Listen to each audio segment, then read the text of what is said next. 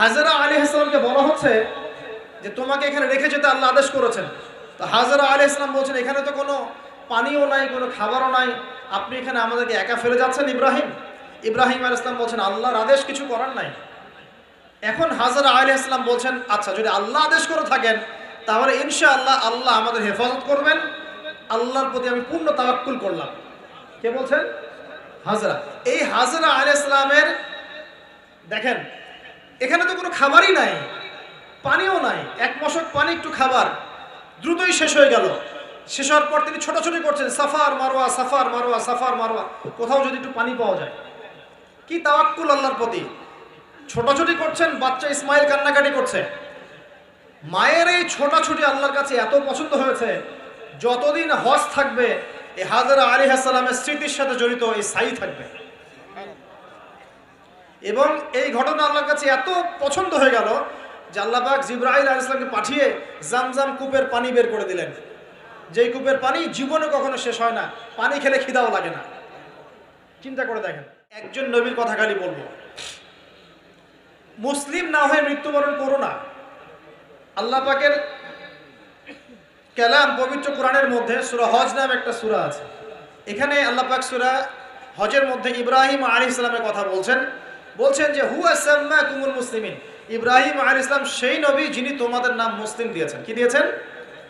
আচ্ছা, ইব্রাহিম আলাইহিস সালামের দুটো ঘটনা বলবো খালি, আমি আপনাকে ইসলাম দেখাচ্ছি কি জিনিস। দেখুন, তার স্ত্রীকে আল্লাহ পাক বলছেন রেখে আসো, হাজরা আলাইহিস সালামকে রেখে আসো মক্কার কাবা ঘরের কাছে, যেখানে কোনো মানুষ নাই, কোনো খাবার পানি কিচ্ছু নাই, সাথে ছোট সন্তান ইসমাইল। দেখেন, রেখে আসার সময় কিন্তু ইব্রাহিম আলাইহিস সালাম আল্লাহকে বলেন নাই যে আল্লাহ আমি আমার স্ত্রী সন্তানকে ওখানে কেন রেখে আসবো, এর পিছনে যুক্তি কি, এর পিছনে বিজ্ঞান কি, এর পিছনে দর্শন কি জিজ্ঞাসা করেছিলেন?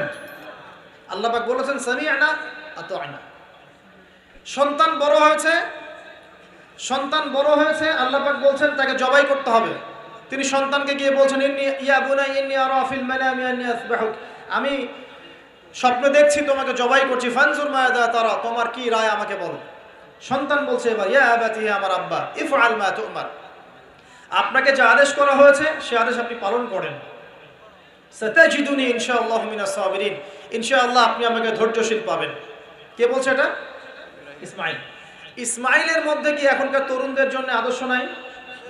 যে বয়সে ইসমাইল আলাইহিস সালাম বলছেন আব্বা আমাকে জবাই করে দেন, কোনো সমস্যা নাই, ইনশাআল্লাহ আপনি আমাকে ধৈর্যশীল পাবেন, ওই বয়সের আমাদের তরুণ প্রজন্ম টিকটক প্রজন্ম, ওই বয়সে আমাদের তরুণ প্রজন্ম যে কিশোর গ্যাংয়ে যোগ দিয়েছে, জেনা করেছে, মাদক খাচ্ছে, জুয়া খেলছে, এই যে জার্সি গায়ে ঘুরে বেড়াচ্ছে। দেখেন, এই ওয়াজে আসার সময় দেখলাম যে কিছু ছেলে দাঁড়িয়ে আছে ওখানে, কি হচ্ছে ওখানে দাঁড়ায়, বক্তা এখন আসে নাই, সিগারেটের প্যাকেট থেকে সিগারেট বের করে টান দিচ্ছে ওখানে।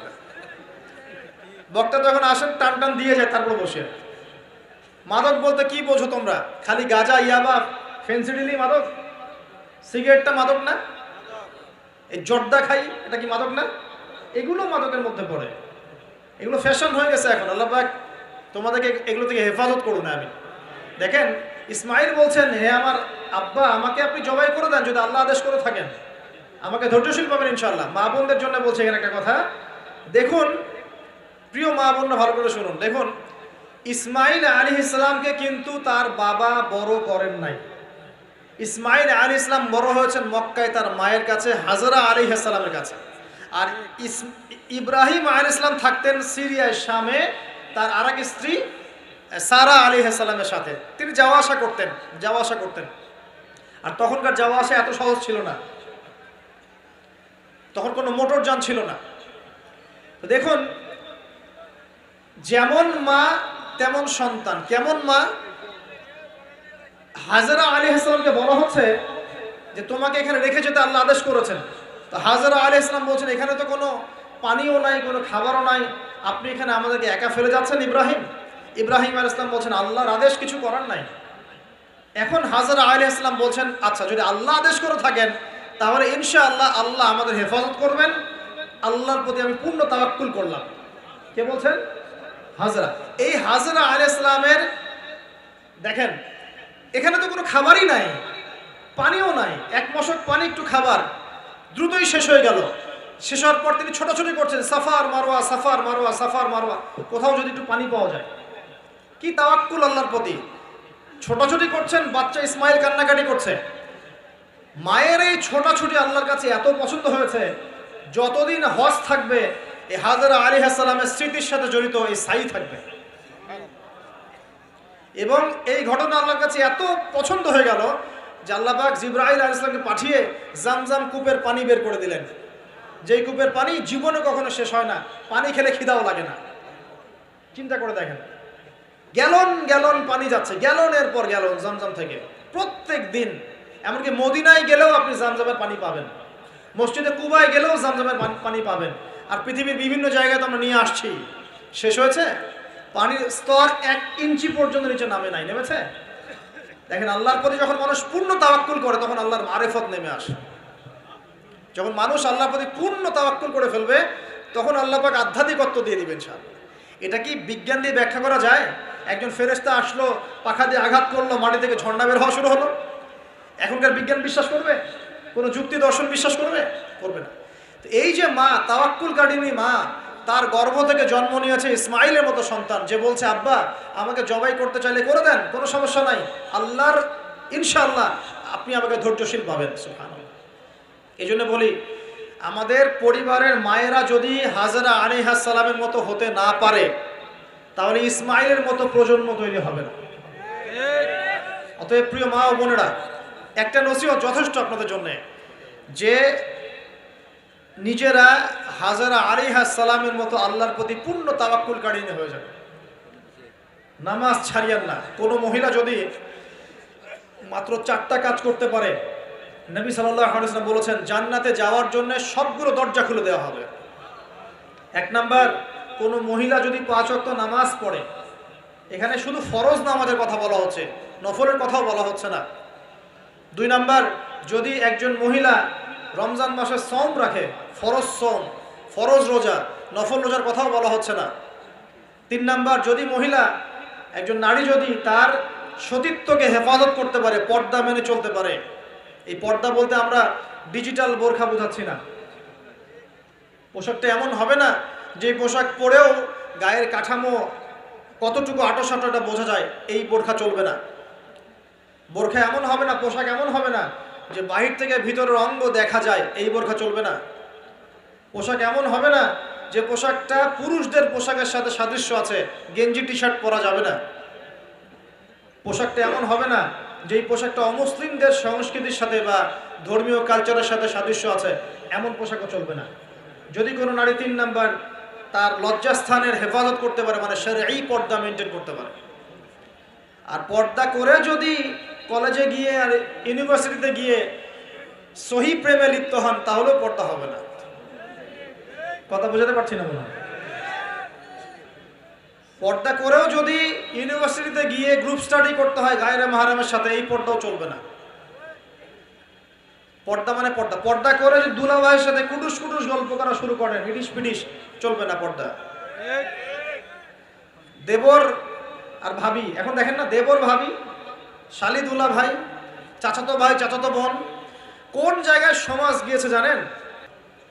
আস্তাগফিরুল্লাহ, ইন্না লিল্লাহি ওয়া ইন্না ইলাইহি রাজিউন। কোন যুগে আছেন চিন্তা করেন। কেউ কারো থেকে বাদ না। শিক্ষকের সাথে ছাত্রী, ছাত্রর সাথে শিক্ষিকা, বসের বস আর কলিগ, মহিলা কলিগ বস, মহিলা বস, পুরুষ কর্মচারী, হ্যাঁ অমুক কর্মকর্তা, তমুক কর্মকর্তা। মাঝখানে একটা সিসিটিভির ফুটেজ ফাঁস হয়ে গেল, দেখলেন না কি হইলো? মনে আছে? ভুলে গেছেন মনে হয়। একটা টাইটেল, একটি সিসি ক্যামেরা সারা জীবনের কান্না, মনে নাই? ভুলে গেছেন আপনারা? হ্যাঁ, এই যে মনে আছে। তো কে কার থেকে বাদ? ফুফাতো ভাই, চাচাতো বোন, হ্যাঁ খালাতো বোন, খালাতো ভাই, মানে কাজিন কাজিন, দেবর ভাবি, শালাদুল্লাহ ভাই, শালিদুল্লাহ ভাই, সব দেখবেন জেনা করতেছে না? পরকীয়া তো নিত্যদিনের ব্যাপার। পরকীয়া না করলে এখন পেটের ভাতই হজম হয়। বাসায় একটা স্ত্রী আছে, বাইরে 3-4টা মেয়ের সাথে টাঙ্কি মেরে বেড়াবে, কোনো সমস্যা নাই। সমস্যা কোথায় বলি? সমস্যা হচ্ছে যদি আপনার স্ত্রী থাকে একজন নেককার বা সতীসাধী নারী থাকে এবং তার পারমিশন নিয়ে যদি আপনি আরেকটা বিয়ে করতে যান, সমস্যা আছে। হালালভাবে বিয়ে করলে সমস্যা, বাইরে টাঙ্কি মেরে বেড়াবেন কোনো সমস্যা নেই। বাসায় একটা স্বামী আছে, বাইরে আরো 2-4টা ছেলের সাথে ফোনে কথা বলে, কোনো সমস্যা নাই। তা আমরা এখন কি করি জানেন? আমরা জেনাকে প্রমোট করি, নগ্নতাকে প্রমোট করি, আর বিয়ে হালাল জিনিসগুলোকে আমরা ঢেকে দেই, বাধা দেই। বিয়ে করতে চান দেখবেন বাধা পাবেন, জেনা করতে চান বাধা পাবেন না। হ্যাঁ, বিশ্বাস করছেন না? বিয়ে করতে যে দেখেন খালি কত বাধা আসে, আর জেনা করতে চান কোনো বাধা নাই, মদ খাইতে চান কোনো বাধা নাই। লিগ্যাল কিছু পতিতালয় আছে আমাদের দেশে, লিগ্যাল। কেন?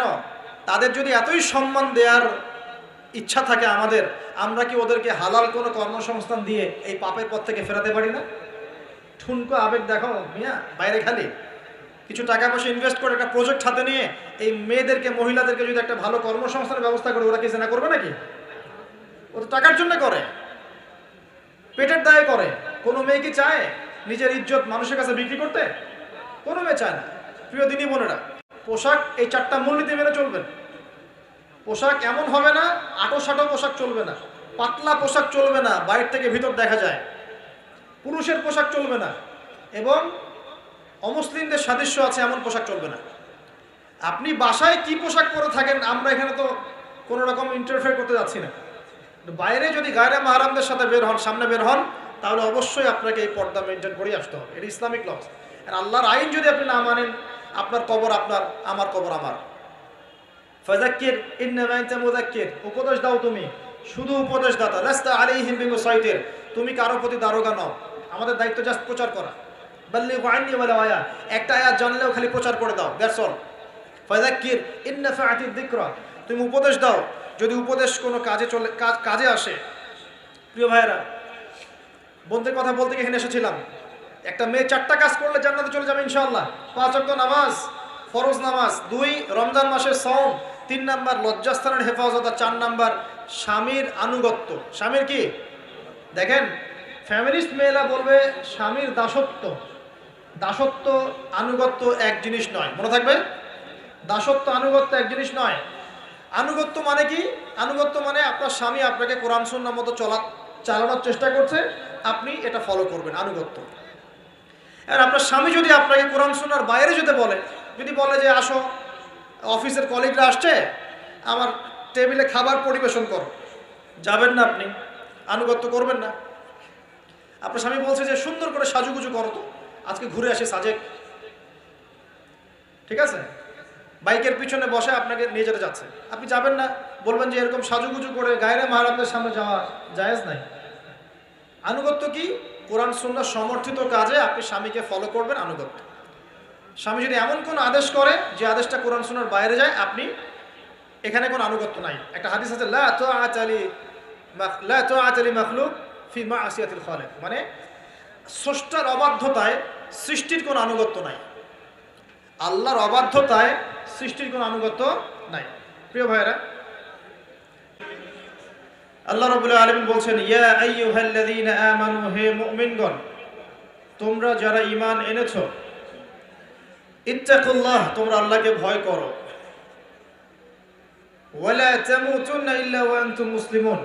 এর আগে আল্লাহ পাক বলছেন হাক্কা তুকাতিহ, ভয় করার মতো করে ভয় করো, ওয়ালা তামুতুন্না ইল্লা ওয়া আনতুম মুসলিমুন, পরিপূর্ণ মুসলিম না হয়ে কেউ মৃত্যুবরণ করো না। আল্লাহ পাক এখানে মুমিনদেরকে বলছেন, ইয়া আইয়ুহাল্লাযীনা আমানু, হে মুমিনগণ। কারা মুমিন? উত্তর পেতে হলে চলে যেতে হবে হাদিসে জিবরিলে। কোন হাদিস? হাদিসে জিবরিল, সহিহ মুসলিম হাদিস নাম্বার 9, মিশকাত হাদিস নাম্বার 2। রাসূলুল্লাহ সাল্লাল্লাহু আলাইহি ওয়াসাল্লাম মসজিদে বসে আছেন, এমন সময় একজন ব্যক্তি মসজিদে প্রবেশ করলেন। আমার কি ভাষা বুঝতে পারছেন?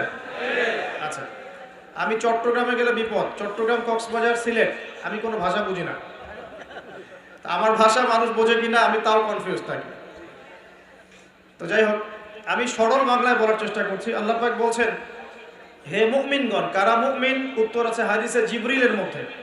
জিবরাইল আলাইহিস সালাম মানুষের রূপ ধরে মসজিদে নববীর মধ্যে আসলেন এবং সাহাবীদের সামনেই আসলেন। সাহাবীদের সামনে মানুষের রূপ ধরে জিবরাইল আলাইহিস সালাম এই একবারই এসেছেন, ইতিহাসে একবার। এসে নবী সাল্লাল্লাহু আলাইহি ওয়াসাল্লামকে জিজ্ঞাসা করছেন চারটা প্রশ্ন। কয়টা প্রশ্ন? চারটা। এক নম্বর জিজ্ঞাসা করছেন, ইয়া মুহাম্মদ, বলবেন সাল্লাল্লাহু আলাইহি ওয়াসাল্লাম, হে মুহাম্মদ সাল্লাল্লাহু আলাইহি ওয়াসাল্লাম, আখবিরনি আনিল ইসলাম, আমাকে ইসলাম সম্পর্কে বলুন।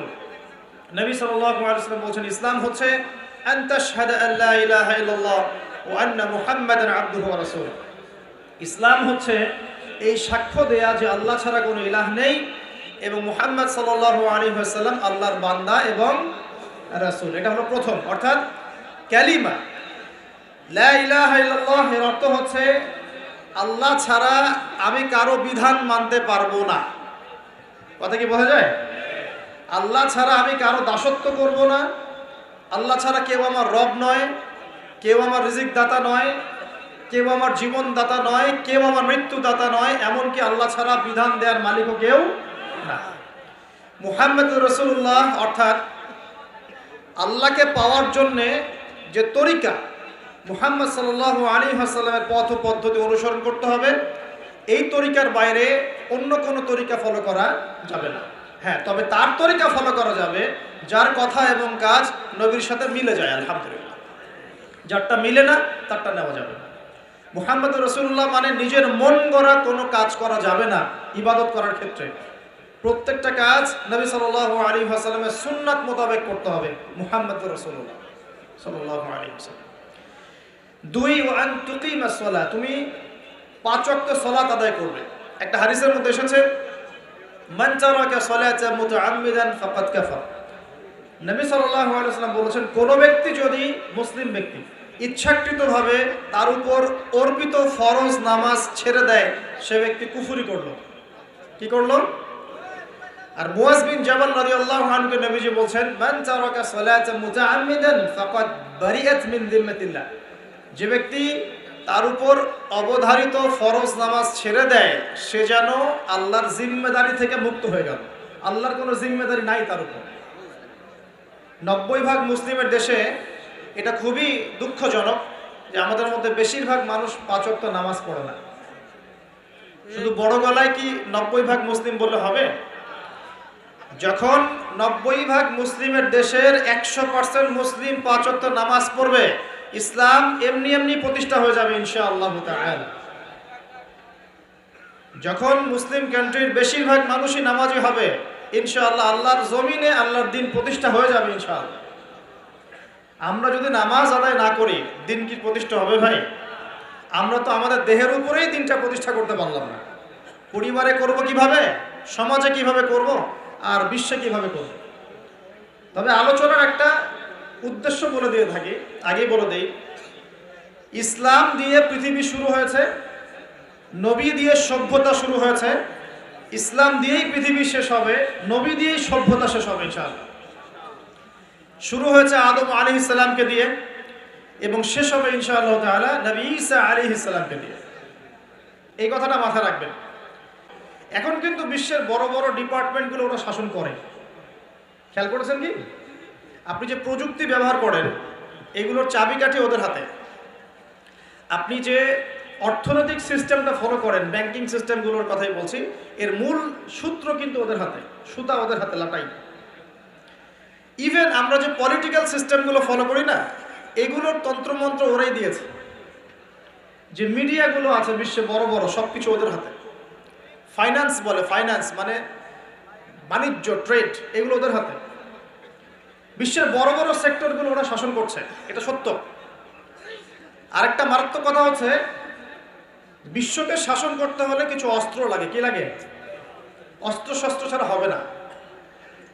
একটা দেশের সাথে একটা দেশের মনে করেন খারাপ সম্পর্ক, এখন একটা দেশের কাছে আছে দাকুরাল, আর একটার কাছে আছে পারমাণবিক অস্ত্র, কে জিতবে?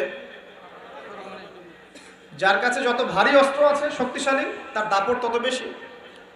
তো এইসব বড় বড় মারণাস্ত্রগুলো, যেগুলোকে আমরা বলি নিউক্লিয়ার ওয়েপেন্স অথবা বলি থার্মোনিউক্লিয়ার ওয়েপেন্স, এগুলো ওদের হাতে। এখন আল্লাহ পাক আমাদেরকে বলছেন, হে মুমিনরা, তোমরা আল্লাহকে ভয় করো। ঈমানদার কারা বোঝাতে গিয়ে হাদিসে জিবরিল আসছে। জিবরাইল আলাইহিস সালাম এসেছেন, জিজ্ঞাসা করছেন ইসলাম কাকে বলে। নবীজি বলছেন আগে কালিমা, তারপরে সালাত। তো সালাতের কথা বলতে গিয়ে ওখানে চলে গিয়েছিলাম। আমরা যদি ইসলামের বিজয় দেখতে চাই তাহলে সবাইকে 5 ওয়াক্ত নামাজ পড়তে হবে। রাজি আছেন তো? আজকে থেকে 5 ওয়াক্ত নামাজ ছাড়বেন?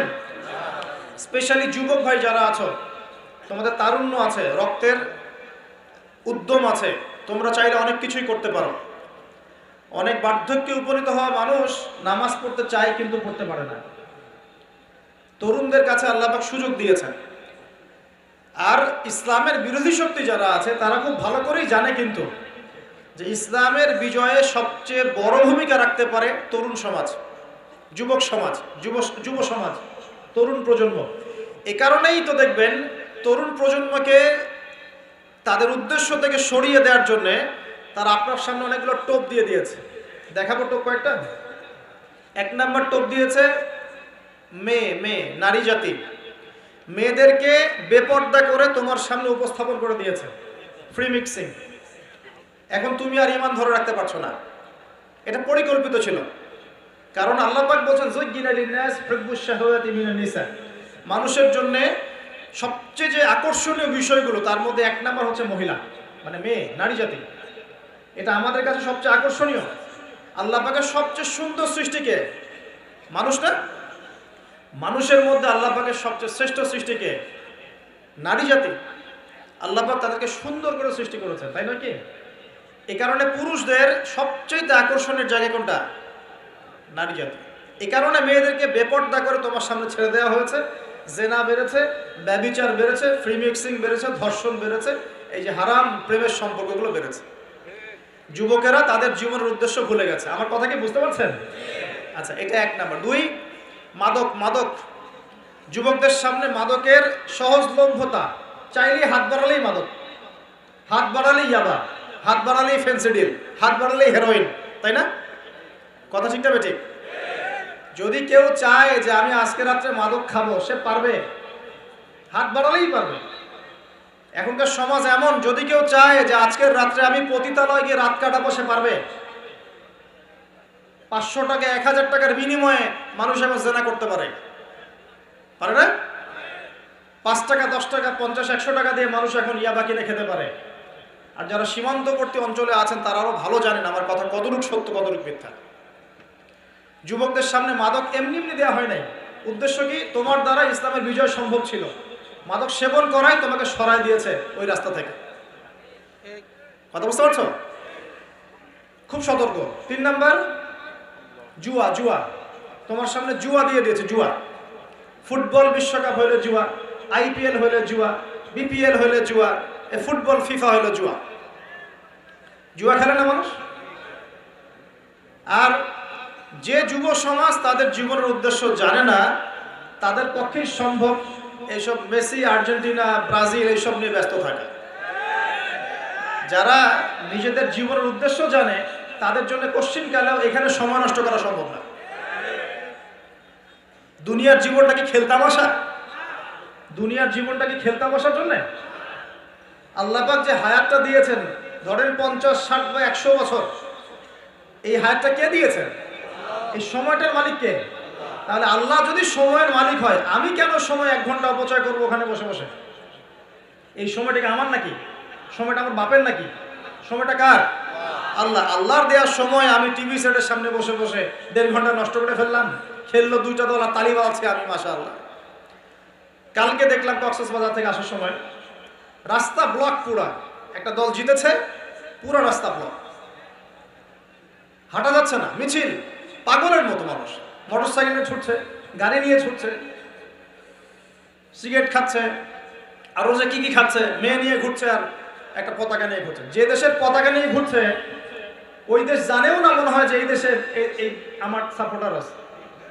হ্যাঁ, আর খেয়াল করে দেখবেন এই আয়োজনগুলো এখন করানো হচ্ছে মুসলিম দেশগুলোকে দিয়ে। মানে মুসলমানদের অবস্থা দেখলে এখন মনে হচ্ছে সুবহানাল্লাহ, যে হারাম একটা কাজকে জায়েজ করার যে কত তরিকা বের হয়েছে। এখন একটা মুসলিম কান্ট্রি জিতেছে, মানে ভাবখানা এমন যে এই জেতার ফলে আমরা ইসলামী খেলাফত কায়েম করে ফেলেছি। ভাবখানা এমন যে কুফফারদের সাথে মনে হয় যুদ্ধ জিহাদ করে বিশ্বের বুকে ইসলাম কায়েম করে ফেলেছে। ভাবখানা এমন। এই স্টেডিয়ামগুলো করতে কত কোটি বিলিয়ন বিলিয়ন ডলার খরচ করতে হয়েছে, কত শ্রমিক যে এই স্টেডিয়ামগুলো বানাতে মারা গেছে তোমরা জানোই না। কি হচ্ছে এখানে? পশ্চিমারা আসছে, এনজয় করছে, খেলাধুলা হচ্ছে। বিষয়টা কি জানেন? আমাদেরকে এই খেলাধুলার অহেতুক কাজে ব্যস্ত করে দিয়ে ওরা ওদের এজেন্ডা বাস্তবায়ন করছে। দেখবেন যখন যখন রমজান মাস আসে তখন তখন দেখবেন মুসলিম কান্ট্রির উপর নির্যাতন বাড়ে। যখন যখন বড় বড় ইভেন্ট হয়, ওয়ার্ল্ড কাপ, এটা সেটা, দেখবেন ভিতরে ভিতরে মুসলিম কান্ট্রির উপর নির্যাতন বাড়তে থাকে। মানুষ একদিকে তাকায় থাকে আর একদিকে উদ্দেশ্য সাধন করতে থাকে। বুঝাচ্ছি বিষয়টা। আপনার 5টা বাচ্চা আছে মনে করেন, খুব জ্বালায়, কান্নাকাটি করে, হইচই করে, আর আপনি মোবাইল ফোনটা বের করে দিয়ে বলেছেন, বাবা বস, তোরা 5 জন মিলে একটা কার্টুন দেখ, আমি একটু কাজটা করি। দিয়ে দিলেন, ও কার্টুন দেখছে চুপচাপ, কেউ কোনো ডিস্টার্ব নয়। আর বুঝতে পারছেন? আর এই যে বাচ্চাগুলা কার্টুন দেখছে না, এগুলো হচ্ছে আমরা এখন। আর ওই যে কাজ করছে বাপ, এটা হচ্ছে ওরা। আমার কথা কি বুঝতে পারেন? আচ্ছা, আমি সহজ করার চেষ্টা করছি। প্রিয় যুবক ভাইরা, মেয়ে তো উন্মুক্ত করে দিয়েছেই, মাদক তো দিয়েছেই, জুয়া দিয়েছে, অহেতুক এসব খেলতামাশা দিয়েছে তোমার সামনে, তোমার সময় কেড়ে নেওয়ার জন্য, তোমার হায়াত কেড়ে নেওয়ার জন্য। তোমার মূল্যবান হায়াত, যে হায়াতটাকে তুমি আল্লাহর পথে দাওয়াতের কাজে ব্যয় করবা, দিন চর্চার কাজে ব্যয় করবা, আল্লাহর ইবাদতের কাজে ব্যয় করবা, আমর বিল মারুফ নাহি আনিল মুনকারের কাজ করবা, এই সময়টা ওরা কেড়ে নিয়েছে তোমার কাছ থেকে। বুঝতে পারছো না তুমি? আবার নেশা দিয়ে তোমার ভিতরটা নষ্ট করে ফেলেছে, জেনা দিয়ে তোমার অন্তরের নূর নষ্ট করে দিয়েছে, ফ্রি মিক্সিং দিয়ে জেনা এবং তোমার যে পবিত্রতা, চারিত্রিক পবিত্রতা নষ্ট করে দিয়েছে। আরও দিয়েছে পর্নোগ্রাফি। বেশিরভাগ যুব সমাজ এখন বাসায় গিয়ে রাতের বেলা পর্ন দেখে। দেখা যায় সারাদিন ভালো কাজ করে, বাসায় গিয়ে রাতের বেলা পর্ন দেখে। পর্নোগ্রাফি দেখে না বা দেখে নাই কখনো, এমন একটা ছেলে খুঁজে পাওয়া যাবে না। আর যখন আপনি এগুলোতে অভ্যস্ত হয়ে যাবেন, তখন শরীর খারাপ হয়ে যাবে, মন ভালো থাকবে না, আপনি একাকী গোপন পাপ করবেন, শরীর দুর্বল হয়ে পড়বে। একটা মেয়ের দিকে আপনি সম্মানের চোখে তাকাতে পারবেন না, মনে হবে মেয়ে মানেই মনে হয় ভোগের বস্তু। পর্ণে আসক্ত যারা, তারা কোনো কাজে শান্তি পায় না, অস্থির। এমনকি তারা যদি বিয়ে শাদীও করে, তবু বৈবাহিক জীবনে সুখী হতে পারে না। কেন জানেন? নিজের শক্তি ক্ষমতাগুলো আগেই নষ্ট করে ফেলেছে।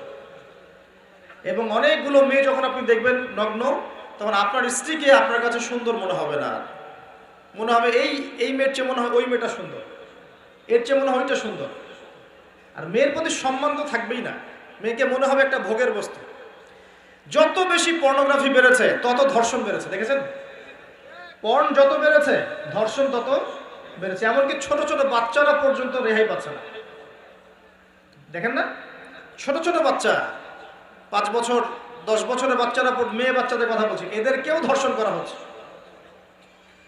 যাদের ঘরে কন্যা সন্তান আছে তারা খুবই এখন মানে বিপর্যয়ের মধ্যে আছেন আপনারা, আমরা। কারণ সমাজটা তো নষ্ট হয়ে যাচ্ছে। আপনার মেয়েকে কতদিন ঘরে রাখবেন? বাইরে তো পাঠাতেই হবে। বাইরে পাঠালে দেখবেন মেয়ের সম্মান নাই, পর্দা নাই, মেয়েকে জোর করে ধর্ষণ করা হচ্ছে। বাসে, ট্রেনে, অটোতে, অমুকে তমুকে, ট্রাকে মেয়েকে ধর্ষণ করা হচ্ছে। আর প্রত্যেক ধর্ষকের তো আর ইসলামিকভাবে বিচার হচ্ছে না, হচ্ছে? যদি একটা এলাকায় ধর্ষণ হতো আর ধর্ষককে জনসমক্ষে ডেকে ফাঁসি দেওয়া হতো না, তাহলে দেখতেন যে ওই এলাকায় ধর্ষণ বাড়তো না, কমে যেত। যদি একটা এলাকার চোরদেরকে জনসমক্ষে নিয়ে এসে হাত কেটে ফেলা হতো, তাহলে বুঝতেন চুরি কাকে বলে। ভয়ে চুরি করতে পারতো না মানুষ। আর ভাগ্য ভালো যে এই নিয়মগুলো এখন নাই। কেন ভাগ্য ভালো বললাম? ভাগ্য ভালো কেন বললাম? কারণ এই নিয়ম যদি এই মুহূর্তে চালু করা হয়, এই মুহূর্তে যে এখন এই সেকেন্ডের মধ্যে চালু করা হয়, তাহলে অনেক বড় বড় রাঘব বোয়াল যারা আছে ওদের হাত থাকবে না। কথা বুঝতে পারছেন না? কেউ চুরি করে সিসকা চোর বলি আমরা, না কি বলেন আপনারা? ছিচকা চোর বলেন। কেউ আছে চুরি করে পুকুর চুরি করে। সিসকা চোরকে ধরতে পারলে রাস্তাঘাটে কি মাইকটা দেওয়া হয়, তাই না? মনে হয় যে নিজের শক্তি খাটানোর একটাই জায়গা চোর পিটানো। মসজিদে যদি একটা চোর ধরা পড়ে, কি মাইটটা মারে, খুঁটির সাথে বেঁধে একদম জুতা স্যান্ডেল দিয়ে, আর সামনে যে পুকুর চুরি করে বসে আছে, কিছুই করতে পারতেছে। কি কথা মিথ্যা কথা বলছে? যদি একটা মুসলিম রাষ্ট্রের মধ্যে দুর্নীতি না থাকতো না, মুসলিম রাষ্ট্র বিশ্বকে নেতৃত্ব দিত ইনশাআল্লাহ। যদি কোনো মুসলিম রাষ্ট্রের মধ্যে দুর্নীতিটা না থাকতো না, তাহলে দেখতেন ওই রাষ্ট্র অবশ্যই বিশ্বকে নেতৃত্ব দিত ইনশাআল্লাহ। এমন অনেক অমুসলিম রাষ্ট্র আছে যেগুলো অমুসলিম হওয়া সত্ত্বেও ওদের মধ্যে কোনো দুর্নীতি নাই, জানেন? আল্লাহ পাক আমাদের সবাইকে পরিপূর্ণ মুসলমান হওয়ার তৌফিক দান করুন। দেখেন আল্লাহ পাক বলেছেন, উদখুলু ফিস সিলমি কাফা, তোমরা পরিপূর্ণরূপে ইসলামে প্রবেশ করো। এখন আমি যদি নামাজও পড়ি, আবার ঘুষও খাই, এদিকে রোজাও রাখি, আবার সুদও খাই, আবার এদিকে আমি হজমরাও করি, অন্যের সম্পদ আত্মসাৎ করি, মাপে কমও দেই, মজুদদারি করি ইত্যাদি, আমি কি পরিপূর্ণ মুসলিম? আমি কি উদখুলু ফিস সিলমি কাফার উপর আমল করতে পেরেছি? আর আল্লাহ পাক এখানে বলছেন, ওয়ালা তামুতুন্না ইল্লা ওয়া আনতুম মুসলিমুন, পরিপূর্ণ মুসলমান না হয়ে তোমরা মৃত্যুবরণই করিও না। করলেই সমস্যা। পরিপূর্ণ মুসলমান না হয়ে মারা গেলেই সমস্যা। কি সমস্যা? ওই যে আল্লাহ পাক বলবেন, মান রব্বুক, বলবে লা আদরি, আমি তো জানি না, কারণ পরিপূর্ণ মুসলমান হয়নি তো, আল্লাহর সাথে শিরক করেছে। আল্লাহ পাক বলবেন, মা দীনুক, বলবে লা আদরি, আমি জানি না। মা দীনুক উত্তর কেমন করে দিতে পারবে? ইসলামের কিছু অংশ মানে, কিছু অংশ মানে না। ইসলামের কিছু অংশ মানে, নামাজ, রোজা, হজ, যাকাত, তাসবিহ, তাহলিল সবই মানে, কিন্তু সুদ ছাড়তে হবে, ঘুষ ছাড়তে হবে, জেনা করা যাবে না, মদ খাওয়া যাবে না, দুর্নীতি করা যাবে না, মানে না। তাহলে মা দীনুক কি উত্তর দিবেন? মান নবিয়ুক, কে নবী? উত্তর কিভাবে সম্ভব? নবীর সুন্নতি তো নাই গায়ের উপরে, চেহারায় নাই, কাপড়ে নাই, চলাফেরায় নাই, ওঠা বসায় নাই, ইবাদতে থাকলেও অর্থনীতির মধ্যে নাই, অর্থনীতির মধ্যে থাকলেও সংস্কৃতির মধ্যে নাই, সংস্কৃতিতে থাকলেও সমাজে নাই। নবীর সুন্নত কি খালি ঘরে তসবিহ টেপার মধ্যেই? মানে আমরা খালি সুবহানাল্লাহ সুবহানাল্লাহ পড়বো, এটাই সুন্নত? দাড়ি ছেড়ে দিব, এটাই খালি সুন্নত? টাকনোর উপরে কাপড় পরবো, এটাই কি খালি সুন্নত? সমাজের মধ্যে সুন্নত নাই, অর্থনীতির মধ্যে সুন্নত নাই, ব্যবসা বাণিজ্যের সুন্নত নাই, চাকরি বাকরিতে সুন্নত নাই, পরিবারের সুন্নত নাই, সংস্কৃতির মধ্যে সুন্নত নাই, আর রাষ্ট্রের কথা বললাম না, ওটা বাদ দেন, ওটা এই যুগে সম্ভব না। ইল্লা মাশাআল্লাহ, যদি আল্লাহ পাক না চান। ওইদিকে আমি কথাই বলতে যাচ্ছি না, আমি সমাজ পর্যন্তই আছি, এর উপর যাচ্ছি না। তো প্রিয় ভাইয়েরা, যুবক ভাইদের কথা বলে আমি সামনে যাব। এক নাম্বার কি বলেছি, তোমরা সতর্ক থাকবে মেয়ে থেকে। কি থেকে? মেয়ে থেকে 100 হাত দূরে। 100 হাত মানে আমি বলি, পরামর্শ দেই, আমি তোমাদের ভাইয়ের মতো, ছোট হই আর বড় হই, আর আমাকে এইসব আল্লামা শায়েখ এইসব বলার দরকার নাই। আমি একদম তালেবে ইলম, এখানে বড় বড় অনেক আলেম ওলামায়ে কেরাম আছেন, আমি খুব বিব্রত বোধ করছি কথা বলতে। আমি জানি যে হকপন্থী ওলামায়ে কেরাম যারা, তারা আমাদের মতো অনলাইনেও আসেন না, এই ফেসবুক ইউটিউবে ভিডিও পাবেন না, এমনও আলেম বাংলাদেশে আছেন জানেন, যারা বহু আলেম তৈরি করছেন, মাদ্রাসা খেদমত করছেন। তো তাদের সামনে আমাদেরকে যখন এইভাবে টাইটেল দেন, লজ্জা লাগে, বিব্রত বোধ করি। শেখার কোনো শেষ নাই। আমি একসময় মনে করতাম যে আমি যখন ইন্টারমিডিয়েটের পর থেকে চর্চা করা শুরু করছি, অনার্স মাস্টার্স পর্যন্ত, মনে করছি যে হ্যাঁ, মনে হয় ইসলাম সম্পর্কে ভালোই জানছি।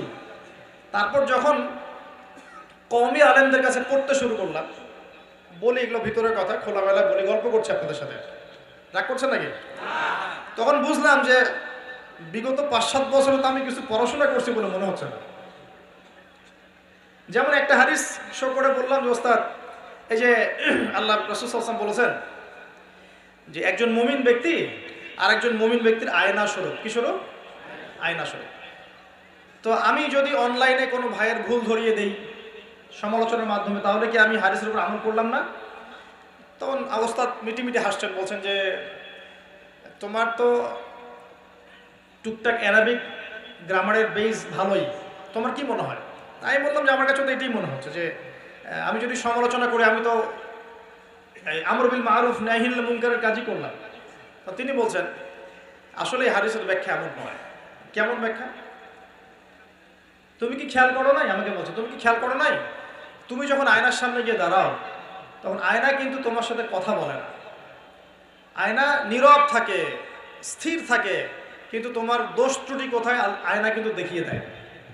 মনে করেন, বুঝাচ্ছি, মনে করেন আপনার গাল কেটে গেছে, আপনি আয়নার সামনে দাঁড়িয়েছেন, আয়না কিন্তু আপনাকে বলে দিবে না এই যে তোমার গাল কাটা, এই ছেলে তোমার গাল কাটা, হ্যাঁ এই মেয়ে, এই ছেলে তোমার এই সমস্যা ওই সমস্যা, বলবে? চুপচাপ থাকবে, আয়না দেখিয়ে দিবে আপনার ভুলটা কোথায়। তো তিনি আমাকে হাদিসের ব্যাখ্যা শেখাচ্ছেন, বলছেন যে একজন মুমিন ভাই যদি কোনো ভুলের উপর থাকে, তুমি সঠিকটা আমল করে ওর সামনে দাঁড়িয়ে দেখিয়ে দিবে যেটা সঠিক। তো বুঝলাম, যতদিন যাচ্ছে আমি বুঝতে পারছি যে আসলে এই জ্ঞানের সমুদ্র যে কত গভীর, 100 বছর হায়াত দিলেও মনে হয় শেষ করতে পারবো না। তো প্রিয় যুবক ভাইরা, নসিহত করছি, সেটা হচ্ছে যে দিনের জ্ঞান অর্জন করতে হবে। জ্ঞান অর্জনের কোনো বিকল্প নাই। আর জ্ঞান অর্জনের জন্য শুধুমাত্র ফেসবুক ইউটিউব যথেষ্ট নয়, এগুলো কনস্ট্রাকটিভ কোনো মাধ্যম নয়, বরং ফিতনা ছড়াবে। এগুলো কিন্তু বেশিরভাগ ক্ষেত্রে ফিতনাই ছড়াচ্ছে। আপনার কাছে মনে হচ্ছে হয়তো যে অনেক কিছু লাইভ হচ্ছে, আমরা পাচ্ছি, হ্যাঁ অনলাইনের মাধ্যমে জানছি, হ্যাঁ ঠিক আছে, স্বীকার করি ভালো আছে, কিন্তু মন্দটা অনেক বেশি। এর মধ্য দিয়ে আলেমে বিভক্তি হয়ে গেছে, এর মধ্য দিয়ে একে অপরের সাথে আমাদের সম্পর্ক নষ্ট হয়ে যাচ্ছে, গীবত, তহমত, সমালোচনা, কাদা ছোড়াছড়ি সংস্কৃতি বাড়ছে, ঐক্য বিনষ্ট হচ্ছে, অনেক সমস্যা হচ্ছে। আর এগুলো কনস্ট্রাকটিভ সিলেবাস নয়। সিলেবাস আপনাকে ওলামায়ে কেরামের কাছে এসে জানতে হবে। আমি বলছি 1 নাম্বার কোরআন থাকবে, আপনাদের জেনারেলদের জন্য বলছি, কারণ আপনাদের জন্য এটা এত সহজ হবে না। মাদ্রাসা যারা পড়া শুরু করেছেন ছোটবেলা থেকে তাদের জন্য সহজ, আপনাদের জন্য এত সহজ নয়। সিলেবাসগুলো জেনে রাখেন। কোরআন পড়তে হবে আগে, পবিত্র কোরআনের বিশুদ্ধ তেলাওয়াত শিখতেই হবে, এবং প্রত্যেক দিন চেষ্টা করবেন 1 পৃষ্ঠা 2 পৃষ্ঠা, আধা পারা 1 পারা করে তেলাওয়াত করার জন্য। কোনো বিকল্প নাই, প্রত্যেক হরফে 10 নাকি পাবেন ইনশাআল্লাহ। এরপরে এর ভাষা আছে, কোরআনিক গ্রামার আছে, নাহু সরফের অনেক বই আছে, এগুলো পড়তে হবে। আর এই বইগুলো আপনি একা পড়তে পারবেন না, এই বইগুলো পড়তে হলে ওস্তাদ লাগবেই। এক একটা বই 2 বছর করে পড়তে হইতে পারে, পড়তে হবে। যদি আপনি কোরআন জানতে চান, বুঝতে চান, পড়তে হবেই। আর যদি মনে করেন না আমার এত জানা বোঝার দরকার নাই, সেটা আলাদা বিষয়, তখন আপনি ওলামায়ে কেরামের কাছে গিয়ে জিজ্ঞাসা করে মাসআলা নিয়ে নেবেন। এখানে একটা কথা বলে দিই, এখন আবার একটা নতুন আমি ফিতনাই বলবো বের হয়েছে যে আলেম ওলামার প্রয়োজন নাই, কোরআন হাদিস বাসায় পড়বা, নিজে একা একাই মুস্তাহিদ হয়ে যাবে। অনেক দিনই ভাইকে দেখছি আমি, যুবক, ইয়াং, তার আগে বিপদগামী ছিলেন, হেদায়েত হয়ে ইসলামের দিকে এসেছেন, এখন প্রথমেই সহিহ বুখারী টান দিয়ে পড়া শুরু করবেন। কে বললো আপনাকে প্রথমে সহিহ বুখারী পড়তে? আপনি কি এক লাভ দিয়ে এই মেডিকেল সায়েন্সের বই পড়তে যাবেন? এত কঠিন কঠিন বই আগে কেন? এই বইগুলো পড়তে ওলামায়ে কেরামের 15-20 বছর সময় লাগে। 15-20 বছর সময় লাগে, 15 বছর বেশি বলে ফেলছে মনে হয়। আমাদের মতো হলে 20 বছর লাগবে। কঠিন বই আগে না, আগে সহজ বইগুলো পড়তে হতো। তো ভাবখানা তখন দেখা যায় এমন, কয়েকটা হাদিসের কিতাব পড়ে, কোরআনের কিছু অনুবাদ পড়ে, আলেম ওলামার আর দরকার নাই, কোনো মাযহাবেরও দরকার নাই, আমি নিজে একাই মুস্তাহিদ। এটা একটা ফিতনা চলছে। তো আমি বুঝাচ্ছি আপনাকে, একটা মাসআলা ধরেন আপনার সামনে আসলো, মনে করেন ওই যে আমি পেপার মানি নিয়ে কথা বলেছিলাম না, কাগজের টাকা, এরপর আসছে ক্রিপ্টোকারেন্সি। কি আসছে? নাম শোনেন নাই? ইলেকট্রনিক মানি তো চলে আসছে, যে ইলেকট্রনিক মানি দিয়ে আপনারা লেনদেন করছেন না, এরপরে আসবে ক্রিপ্টোকারেন্সি। ক্রিপ্টোকারেন্সি মানে বিটকয়েন। এগুলো ভবিষ্যৎবাণী না, কিন্তু কিছু মানুষ মনে করে এগুলো ভবিষ্যৎবাণী। এগুলো ভবিষ্যৎবাণী না, এগুলো বর্তমান। অলরেডি পৃথিবীর কিছু কিছু দেশে চলে আসছে, হয়তোবা এদেশেও অচিরে আসবে। তো মনে করেন এখন আপনি একজন সাধারণ মানুষ, ক্রিপ্টোকারেন্সি কী জিনিস আপনি বোঝেন না। এখন আপনি একজন আলেমের কাছে আসলেন, এসে বললেন যে হুজুর ক্রিপ্টোকারেন্সি কী জিনিস আমি বুঝি না, এটা হালাল না হারাম, জায়েজ না জায়েজ, কতটুকু রাখা যাবে রাখা যাবে না, মাসআলা দেন। এখন আমি যদি আপনাকে বলি এই যে ভাই নেন কোরআন, এই যে তাফসীর ইবনে কাসির নেন, জালালাইন নেন, মারিফুল কোরআন নেন, এই যে বুখারী, মুসলিম, তিরমিজি, আবু দাউদ, নাসাই, সবগুলো নেন, বাসায় গিয়ে পড়াশোনা করে মাসআলা বের করেন, পারবেন? সম্ভব? সম্ভব কি? কে পারবে? যিনি মুস্তাহিদ। আর একটা সমাজের মধ্যে মুস্তাহিদ মানুষের সংখ্যা কতজন থাকে? অল্প কিছু, বেশিরভাগ মানুষই তো অন্ধ অনুকরণ তাকলিদ করতে হবে তাকে। তখন এই যে আপনি আমার কাছ থেকে মাসআলাটা জানলেন, এই মাসআলা জেনে নেওয়াটা কি আপনার জন্য উচিত না অনুচিত? আপনার এই মাসআলা জেনে নেওয়াটা কি উচিত না অনুচিত? এই মাসআলা আমার কাছে বা আলেমের কাছে না জানলে কিভাবে শিখবেন আপনি? শেখার জন্য আপনাকে আসতে হবে না? এটাই মাযহাব, এটাই মাযহাব। এখানে বিভ্রান্তির কোনো সুযোগ নাই যে আমি এগুলা মানি না, আমি খালি বইপত্র একা একা পড়বো, আলেম হয়ে যাবে, সম্ভব না। যখন আমরা কলেজে পড়তাম অনেক সময় মনে হতো যে হয়তো বা সম্ভব, যখন পড়া শুরু করেছি তখন দেখছি যে না, এই সমুদ্রে ডুব দেওয়া কেবল শুরু, এর তলানি খুঁজে বের করতে 100 বছর লাগবে মনে হয়, আল্লাহ ভালো জানে। আল্লাহু আকবার। দিনের জ্ঞান তো বেশি। আলী রাদিয়াল্লাহু আনহু একটা কথা বলে দেই, দিয়ে সামনে যাচ্ছি। আলী রাদিয়াল্লাহু আনহু শেষ বয়সে বলছেন, তাকে প্রশ্ন করা হচ্ছে যে আপনার কি কোনো দুঃখ আছে জীবনে? আলী রাদিয়াল্লাহু আনহু বলছেন যে আমি শুরু থেকে নবী সাল্লাল্লাহু আলাইহি ওয়াসাল্লামের পাশে ছিলাম, আমার দুঃখ নাই, তবে একটা মনের কষ্ট। কি?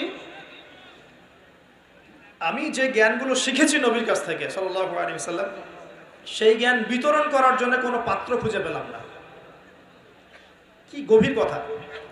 যে জ্ঞান শিখেছি এটা বিতরণ করার পাত্রই খুঁজে পেলাম না। তাহলে পাত্র, আমরা তো পাত্র, জ্ঞান বিতরণ করবেন উলামায়ে কেরাম। পাত্র আমরা যদি পরিষ্কার না হয় জ্ঞান কিভাবে পাবেন? সম্ভব? সম্ভব না। আরেকটা বিষয় বলে দেই, যখন আপনি জ্ঞানের চর্চায় মাঠে নামবেন, আল্লাহ পাক আপনার সম্মানার্থে ফেরেশতার পাখা আপনার পায়ের নিচে বিছিয়ে দিবে ইনশাআল্লাহ। আর যখন আপনি জ্ঞান চর্চা করে আলেম হবেন ইনশাআল্লাহ তাআলা, আপনার জন্যে আসমান জমিনের সমস্ত মাখলুক, এমনকি সমুদ্রের নিচের মাছ, গর্তের ভিতরের পিপিলিকা, সবাই আল্লাহর কাছে আপনার জন্য ইস্তেগফার করবে ইনশাআল্লাহ। একটা হাদিসে নবীজি বলেছেন যে আকাশের চাঁদটাকে তোমরা যেমন দেখো উজ্জ্বল অন্য নক্ষত্রগুলোর তুলনায়, ঠিক তেমনি সাধারণ মানুষের উপরে একজন আলেমের মর্যাদা এমন। তো প্রিয় ভাইরা, যুবক ভাইদেরকে বলছে, স্পেশালি আজকের লেকচারটা স্পেশালি তোমাদের জন্য, যে এই ফাঁদগুলো থেকে বেঁচে থাকবে এবং এলেম অর্জন করবে। এলেম অর্জনের কোনো বিকল্প নাই, এবং এলেম অর্জনের জন্য সিলেবাস লাগবে। আর অনেক বইপত্র একা একা পড়তে পারবে না, আলেম ওলামাদের সংস্পর্শ লাগবেই, অন্যথায় পারবে না। এর পাশাপাশি আপনি সিরাতের বই পড়বেন, ইতিহাস পড়বেন, ইসলামিক অর্থনীতি পড়বেন, হ্যাঁ, ভূরাজনৈতিক প্রেক্ষাপটের বইগুলো পড়বেন, এগুলো ঠিক আছে। এবং জেনারেল লাইনে যেখানে পড়াশোনা করছেন এই পড়াশোনাও কন্টিনিউ করবেন, এবং আপনার প্রতিভা দিয়ে আপনার জায়গা থেকেই ইসলামের খেদমত করবেন ইনশাআল্লাহ। পারা যাবে না? আল্লাহ তৌফিক দান করুন। যুবক ভাইদের সামনে এই ফাঁদ। কেন ফাঁদ? কারণ যুবক ভাইরা যদি জীবনের উদ্দেশ্য জেনে ফেলে এবং ইসলাম প্রতিষ্ঠার কাজে আত্মনিয়োগ করে, তাহলে কুফার শক্তি পালানোর জায়গা খুঁজে পাবে না ইনশাআল্লাহ। প্রিয় ভাইরা, আল্লাহ রাব্বুল আলামিন বলছেন মুমিনদেরকে, হে মুমিনরা, তোমরা আল্লাহকে ভয় করো। দেখুন, 6টা পিলারে বিশ্বাস না করা পর্যন্ত কেউ মুমিন হয় না। কয়টা পিলার? 1 নাম্বার হচ্ছে আল্লাহর প্রতি বিশ্বাস। 1 নাম্বার আল্লাহর প্রতি বিশ্বাস। 2 ফেরেশতা মণ্ডলীর প্রতি বিশ্বাস। 3 আসমানি কিতাব সমূহে বিশ্বাস। 4 নবী রাসূলগণের প্রতি বিশ্বাস। 5 পরকালের প্রতি বিশ্বাস। এবং 6 তাকদীরের ভালো মন্দের প্রতি বিশ্বাস। এই 6টা পিলারকে মনে বিশ্বাস করতে হয়, মুখে স্বীকৃতি দেওয়া লাগে, এবং কাজেও বাস্তবায়ন করতে হয়। তারপর আপনি মুমিন হবেন ইনশাআল্লাহ। আল্লাহ পাক বলছেন আমাদেরকে, এই মুমিনদেরকে, তোমরা আল্লাহকে ভয় করো, ভয় করার মতো ভয় করো। এটার ব্যাখ্যা কি? ভয় করা মানে কি? শুধু নেক আমল করা মানেই আল্লাহকে ভয় করা নয়। আল্লাহ পাকের যত নিষেধ আছে এই নিষেধগুলো ছেড়ে দেওয়ার নাম হলো আল্লাহকে ভয় করা। যদি আমি নামাজ পড়ি, প্রমাণিত হবে না যে আমি আল্লাহকে ভয় করি। আর হারাম ছেড়ে নামাজ পড়েন, হালাল খেয়ে নামাজ পড়েন, প্রমাণ হবে আপনি আল্লাহকে ভয় করেন। নামাজ পড়াটা একটু সহজ কাজ, কিন্তু এই হারাম রিজিক ছেড়ে দেওয়া এত সহজ কাজ নয়। রোজা রাখা সহজ কাজ তুলনামূলক, কিন্তু সুদ ঘুষ ছেড়ে দেওয়া এত সহজ কাজ নয়। তাসবিহ তাহলিল করা সহজ কাজ, কোরআন তেলাওয়াত করা সহজ কাজ তুলনামূলক, কিন্তু ওই বোনের সম্পত্তি তাকে ফিরিয়ে দেওয়া এত সহজ নয়। অন্য মুসলিম ভাইয়ের মান সম্মান রক্ষা করা তো সহজ নয়। পরিবারে পর্দা এবং নামাজ কায়েম করা তো সহজ নয়।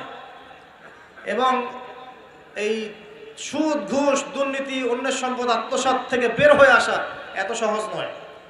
তাকওয়া মানে কি? পরিপূর্ণরূপে ইসলামে প্রবেশ করা, আল্লাহ পাকের যাবতীয় হুকুম আহকাম মেনে চলা, আদেশও এবং নিষেধ।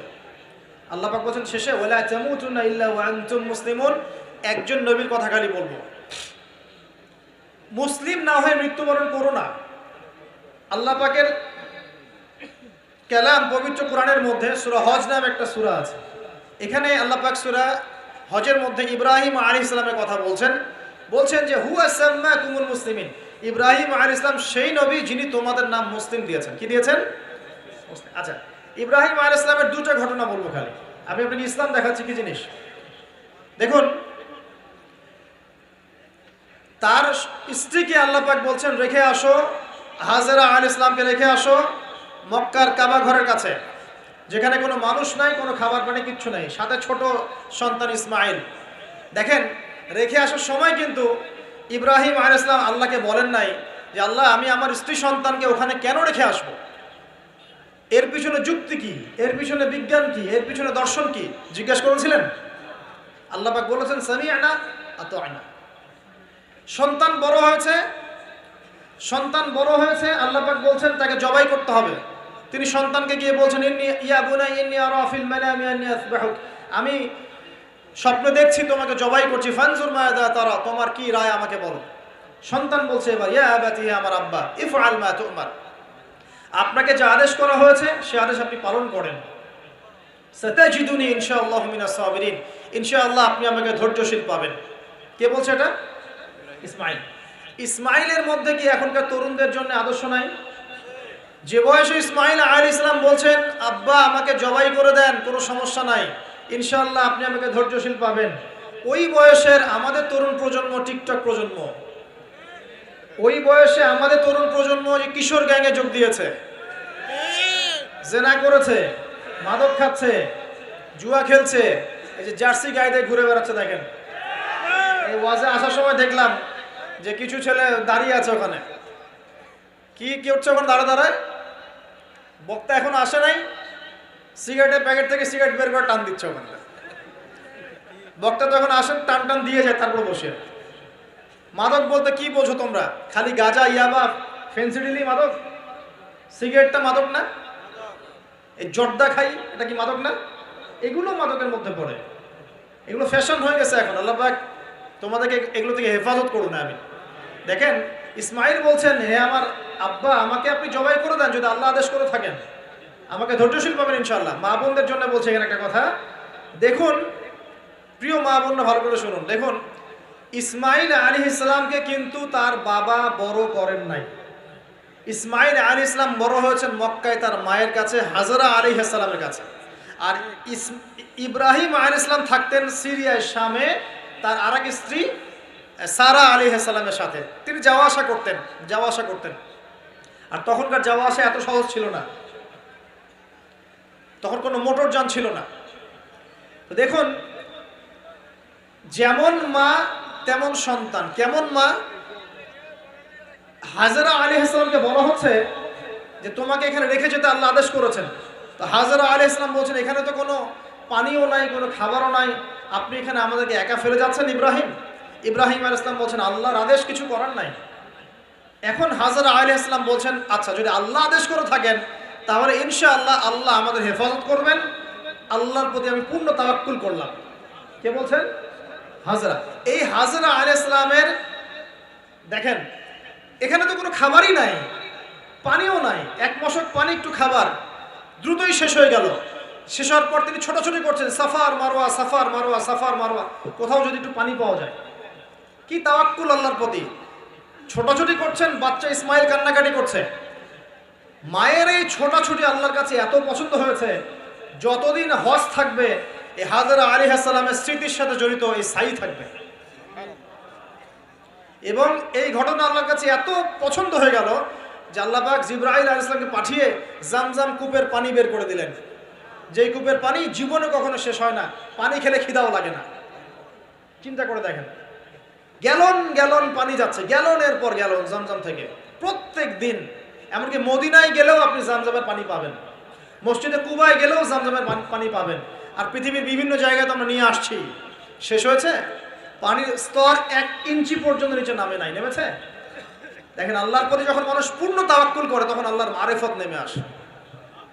যখন মানুষ আল্লাহর প্রতি পূর্ণ তাওয়াক্কুল করে ফেলবে তখন আল্লাহ পাক আধ্যাত্মিকত্ব দিয়ে দিবেন ইনশাআল্লাহ। এটা কি বিজ্ঞান দিয়ে ব্যাখ্যা করা যায়? একজন ফেরেশতা আসলো, পাখা দিয়ে আঘাত করলো, মাটি থেকে ঝর্ণা বের হওয়া শুরু হলো, এখনকার বিজ্ঞান বিশ্বাস করবে? কোনো যুক্তি দর্শন বিশ্বাস করবে? করবে না। তো এই যে মা, তাওয়াক্কুল কারিনী মা, তার গর্ভ থেকে জন্ম নিয়েছে ইসমাইলের মতো সন্তান, যে বলছে আব্বা আমাকে জবাই করতে চাইলে করে দেন, কোনো সমস্যা নাই, আল্লাহর ইনশাআল্লাহ আপনি আমাকে ধৈর্যশীল পাবেন। সুবহানাল্লাহ। এই জন্য বলি, আমাদের পরিবারের মায়েরা যদি হাজরা আলাইহিস সালামের মতো হতে না পারে, তাহলে ইসমাইলের মতো প্রজন্ম তৈরি হবে না। অতএব প্রিয় মা ও বোনেরা, একটা নসিহত যথেষ্ট আপনাদের জন্য, যে নিজেরা হাজরা আলাইহিস সালামের মতো আল্লাহর প্রতি পূর্ণ তাওয়াক্কুল কারিনী হয়ে যাবে। নামাজ ছাড়িয়েন না। কোনো মহিলা যদি মাত্র 4টা কাজ করতে পারে, নবী সাল্লাল্লাহু আলাইহি ওয়াসাল্লাম বলেছেন জান্নাতে যাওয়ার জন্য সবগুলো দরজা খুলে দেওয়া হবে। 1 নাম্বার, কোনো মহিলা যদি 5 ওয়াক্ত নামাজ পড়ে, এখানে শুধু ফরজ নামাজের কথা বলা হচ্ছে, নফলের কথাও বলা হচ্ছে না। 2 নাম্বার, যদি একজন মহিলা রমজান মাসে সওম রাখে, ফরজ সওম, ফরজ রোজা, নফল রোজার কথাও বলা হচ্ছে না। 3 নাম্বার, যদি মহিলা, একজন নারী যদি তার সতীত্বকে হেফাজত করতে পারে, পর্দা মেনে চলতে পারে। এই পর্দা বলতে আমরা ডিজিটাল বোরখা বোঝাচ্ছি না। পোশাকটা এমন হবে না যে পোশাক পরেও গায়ের কাঠামো কতটুকু আটোসাটোটা বোঝা যায়, এই বোরখা চলবে না। বোরখা এমন হবে না, পোশাক এমন হবে না যে বাহির থেকে ভিতরের অঙ্গ দেখা যায়, এই বোরখা চলবে না। পোশাক এমন হবে না যে পোশাকটা পুরুষদের পোশাকের সাথে সাদৃশ্য আছে, গেঞ্জি টি শার্ট পরা যাবে না। পোশাকটা এমন হবে না যেই পোশাকটা অমুসলিমদের সংস্কৃতির সাথে বা ধর্মীয় কালচারের সাথে সাদৃশ্য আছে, এমন পোশাকও চলবে না। যদি কোনো নারী 3 নাম্বার তার লজ্জাস্থানের হেফাজত করতে পারে, মানে শরঈ পর্দা মেনটেন করতে পারে, আর পর্দা করে যদি কলেজে গিয়ে আর ইউনিভার্সিটিতে গিয়ে সহি প্রেমে লিপ্ত হন, তাহলেও পর্দা হবে না। কথা বোঝাতে পারছি না মনে হয়? পর্দা করেও যদি ইউনিভার্সিটিতে গিয়ে গ্রুপ স্টাডি করতে হয় গায়রে মাহরামের সাথে, এই পর্দাও চলবে না। পর্দা মানে পর্দা। পর্দা করে যদি দুলা ভাইয়ের সাথে কুটুস কুটুস গল্প করা শুরু করেন, ইডিস পিডিস, চলবে না পর্দা। দেবর আর ভাবি, এখন দেখেন না, দেবর ভাবি, শালি দুলা ভাই, চাচাতো ভাই চাচাতো বোন, কোন জায়গায় সমাজ গিয়েছে জানেন? আস্তাগফিরুল্লাহ, ইন্না লিল্লাহি ওয়া ইন্না ইলাইহি রাজিউন। কোন যুগে আছেন চিন্তা করেন। কেউ কারো থেকে বাদ না। শিক্ষকের সাথে ছাত্রী, ছাত্রর সাথে শিক্ষিকা, বসের বস আর কলিগ, মহিলা কলিগ বস, মহিলা বস, পুরুষ কর্মচারী, হ্যাঁ অমুক কর্মকর্তা, তমুক কর্মকর্তা। মাঝখানে একটা সিসিটিভির ফুটেজ ফাঁস হয়ে গেল, দেখলেন না কি হইলো? মনে আছে? ভুলে গেছেন মনে হয়। একটা টাইটেল, একটি সিসি ক্যামেরা সারা জীবনের কান্না, মনে নাই? ভুলে গেছেন আপনারা? হ্যাঁ, এই যে মনে আছে। তো কে কার থেকে বাদ? ফুফাতো ভাই, চাচাতো বোন, হ্যাঁ খালাতো বোন, খালাতো ভাই, মানে কাজিন, দেবর ভাবি, শালাদুল্লাহ ভাই, শালিদুল্লাহ ভাই, সব দেখবেন জেনা করতেছে না? পরকীয়া তো নিত্যদিনের ব্যাপার। পরকীয়া না করলে এখন পেটের ভাতই হজম হয়। বাসায় একটা স্ত্রী আছে, বাইরে 3-4টা মেয়ের সাথে টাঙ্কি মেরে বেড়াবে, কোনো সমস্যা নাই। সমস্যা কোথায় বলি? সমস্যা হচ্ছে যদি আপনার স্ত্রী থাকে একজন নেককার বা সতীসাধী নারী থাকে, এবং তার পারমিশন নিয়ে যদি আপনি আরেকটা বিয়ে করতে যান, সমস্যা আছে। হালালভাবে বিয়ে করলে সমস্যা, বাইরে টাঙ্কি মেরে বেড়াবেন, কোনো সমস্যা নেই। বাসায় একটা স্বামী আছে, বাইরে আরো 2-4টা ছেলের সাথে ফোনে কথা বলে, কোনো সমস্যা নাই। তো আমরা এখন কি করি জানেন? আমরা জেনাকে প্রমোট করি, নগ্নতাকে প্রমোট করি, আর বিয়ে হালাল জিনিসগুলোকে আমরা ঢেকে দেই, বাধা দেই। বিয়ে করতে চান দেখবেন বাধা পাবেন, জেনা করতে চান বাধা পাবেন না। হ্যাঁ, বিশ্বাস করছেন না? বিয়ে করতে যে দেখেন খালি কত বাধা আসে, আর জেনা করতে চান কোনো বাধা নাই, মদ খাইতে চান কোনো বাধা নাই। লিগ্যাল কিছু পতিতালয় আছে আমাদের দেশে, লিগ্যাল। কেন?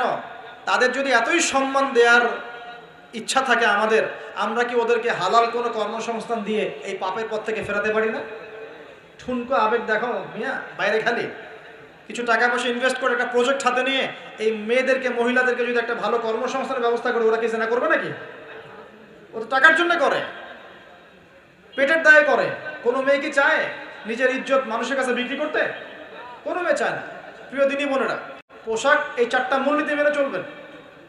পোশাক এমন হবে না, আটো-সাটো পোশাক চলবে না, পাতলা পোশাক চলবে না, বাইরে থেকে ভিতর দেখা যায়, পুরুষের পোশাক চলবে না, এবং অমুসলিমদের সাদৃশ্য আছে এমন পোশাক চলবে না। আপনি বাসায় কি পোশাক পরে থাকেন, আমরা এখানে তো কোনো রকম ইন্টারফেয়ার করতে যাচ্ছি না। বাইরে যদি গায়রে মাহরামদের সাথে বের হন, সামনে বের হন, তাহলে অবশ্যই আপনাকে এই পর্দা মেনটেন করেই আসতে হবে। এটা ইসলামিক লস। আর আল্লাহর আইন যদি আপনি না মানেন, আপনার কবর আপনার, আমার কবর আমার। ফাযাক্কির ইন্নামা আনতা মুযাক্কির, উপদেশ দাও তুমি, শুধু উপদেশ দাতা। লাস্তা আলাইহিম বিমুসাইতির, তুমি কারো প্রতি দারোগা নও। আমাদের দায়িত্ব জাস্ট প্রচার করা। বাল্লিগু আন্নী ওয়ালাউ আয়া, একটা আয়াত জানলেও খালি প্রচার করে দাও, দ্যাটস অল।